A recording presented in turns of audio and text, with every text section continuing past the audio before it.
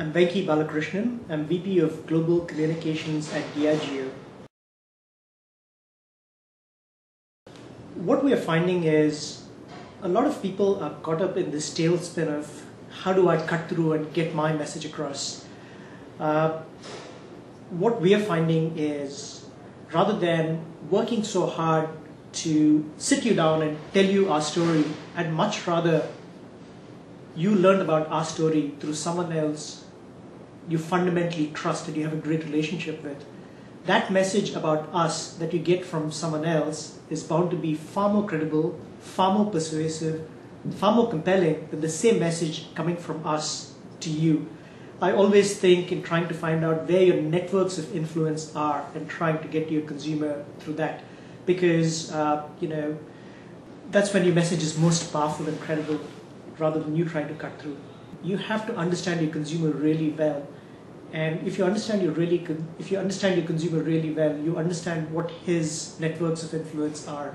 You understand who he or she is listening to, whose word matters most to them, and you got to do this quite carefully. This isn't about using their Facebook community as a Trojan horse or using their networks of influence as a marketing medium. You can only insert yourself into those networks of influence if you're genuinely providing some value to them.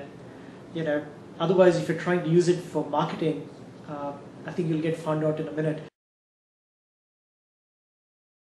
Change is the only constant here, and we've learned a lot in the last many years, and we know that everything we've learned is going to be redundant in the next 6 months, and we're going to be learning again. So the only thing you have to do is be really out there, try a lot of things, learn quickly, fail fast, and then stick to what's working. And when it's not working, have the intelligence to recognize it's not and move on to the next thing. So I think that's the model we need to work to. It's like being in the technology business now. You just have to keep your eyes and ears alert to change more than we've ever had the need to.